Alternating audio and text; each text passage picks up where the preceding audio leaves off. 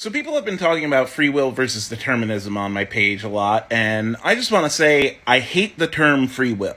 Because the way people make it out, they make it seem like, are we free to choose what we want to choose, or are we being dangled on puppet strings by some nefarious puppet master? And as a scientific determinist, I don't really think it's like that. You have will, you're making choices.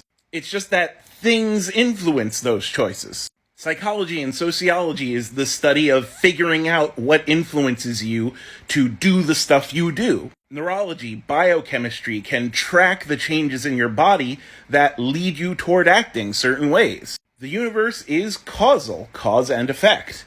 A lot of times when people argue for free will, they're like, well, when I make a choice, couldn't I have made another choice? Yes, of course you could have, if things were different. If the circumstances that you were in were different, you might have made a different choice.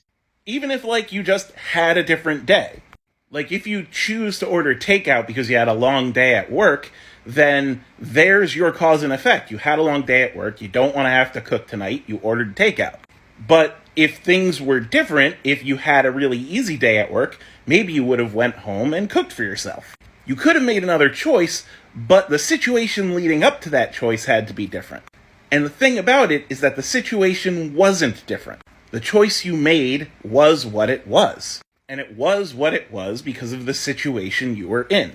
You're making choices, you have will, it's just there's only one decision you can make because there's only one situation you can be in. The situation in which you made that choice. The situation in which everything that happened, everything leading up to that moment, influenced you to make that choice. So yeah, being a scientific determinist doesn't mean we're not acting of our own volition. It just means wherever we end up, whatever product of that volition is what had to happen all along. Because I just think it would be really, really weird if everything in the universe can be described in the terms of a causal relationship, except for these weird thought tumors and meat sacks that for some reason can break that relationship.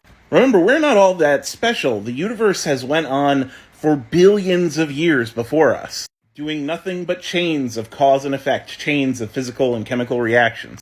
We are also chains of physical and chemical reactions. We're just chains of physical and chemical reactions that just so happen to be aware of themselves. Like I said, I just think it would be really weird if the whole universe was basically a big chain of physical and chemical reactions, and somehow we break it.